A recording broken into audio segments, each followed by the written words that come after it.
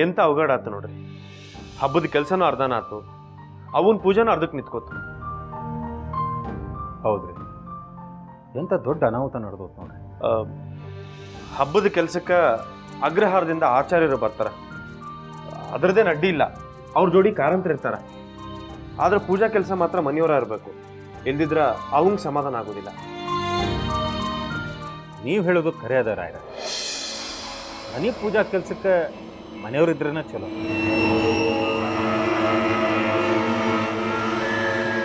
ರಾಯರ, ನೀವು ಅದ್ರ ಚಿಂತೆ ಬಿಟ್ಬಿಡಿ.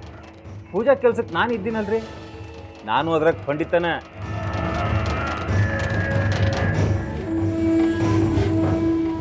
ನಮ್ಮೂರಾಗ ಉಗ್ರ ನರಸಿಂಹ ದೇವಸ್ಥಾನದ ಪೂಜಾ ಮಾಡುವುದ ನಾನು. ಪೂಜಾದೆಲ್ಲ ಕ್ರಮ ನನಗೆ ಗೊತ್ತದ. ನೀವು ಅದ್ರ ಚಿಂತೆ ಬಿಡ್ರಿ. ನೋಡ್ರಿ, ಅವ್ರ ದೂರ ಕೂತು ಪೂಜಾ ಗಮನಿಸಿದ್ರೆ ಸಾಕು.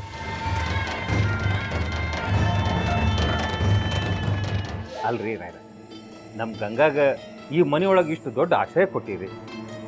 ಅದ್ರೊಳಗೆ ನಾನು ಇಷ್ಟು ಮಾಡಿದಿದ್ರೆ ಹೆಂಗೆ ಹೇಳ್ರಿ?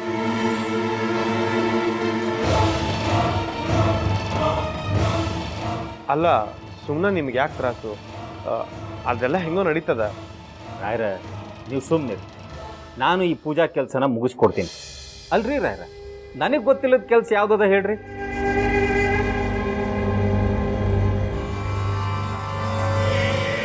ಆತವ, ನೀವು ಹೇಳ್ದಂಗೆ ಆಗಲಿ.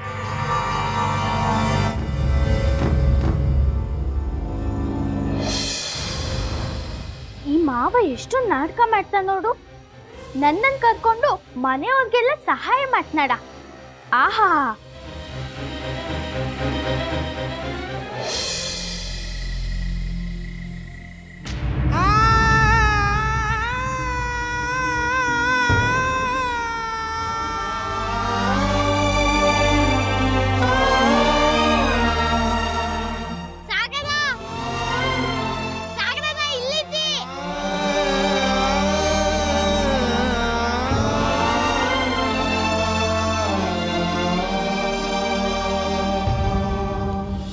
ನನಗಂತೂ ನೀನ ಬರೋಂಗಿಲ್ಲನ ಅನ್ಸಿತ್ತ. ನಾ ಎಂತಕ್ ಬರ್ದೇ ಇರ್ಲಿ, ನೀ ಹೇಳಿದ್ದೆ ಅಲ್ದಾ.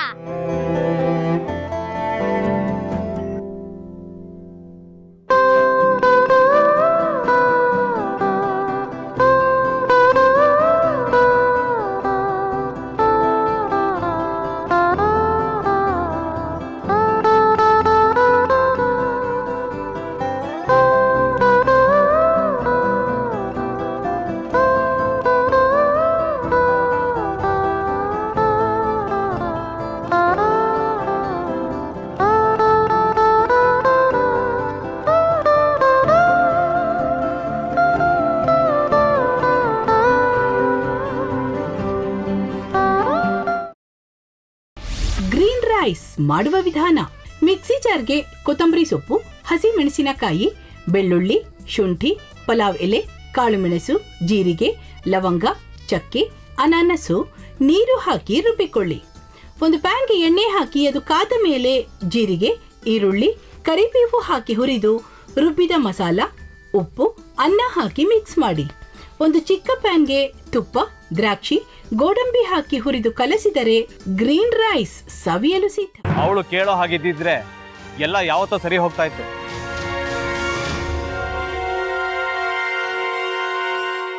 ಅದಕ್ಕೆ ನೀವಾದ್ರೂ ಏನು? ನಾನಾದ್ರೂ ಏನತ್ತೆ? ಅವಳ ಹತ್ರ ಬಂದು ನೀನ್ ಸೋಲೋದ್ ಬೇಡ, ನಾನೇ ಸೋಲ್ತೀನಿ, ನೀ ನಮ್ಮ ತಂದೆಗೆ ಅವಮಾನ ಮಾಡಿದ್ರು ಪರವಾಗಿಲ್ಲ, ದಯವಿಟ್ಟು ಮನೆಗೆ ಬಾ ಅಂತ ಬೇಡ್ಕೋಬೇಕಾ? ಹಾಗೆಲ್ಲ ಅಳಿ ಅಂದ್ರೆ ಸಂಸಾರ ಅಂದ್ಮೇಲೆ ಇಂಥದೆಲ್ಲ ಏನಾದ್ರೂ ಒಂದು ಇದ್ದೇ ಇರುತ್ತೆ. ಹೋರಾಟ ಮಾಡಿದ್ಲು.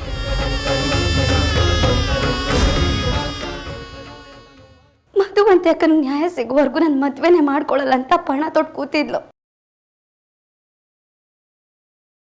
ನಿನ್ನ ಪ್ರಾಣನೇ ಇಟ್ಕೊಂಡಿದ್ಲು ಕಣ ಅಕ್ಕ.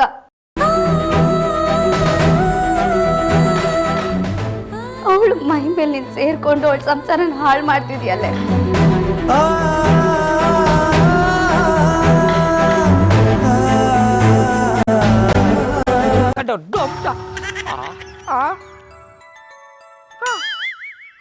ಇದ್ಯಾವುದಪ್ಪ ಹೊಸ ನಂಬರಿಂದ ಫೋನ್ ಬತ್ತದೆ.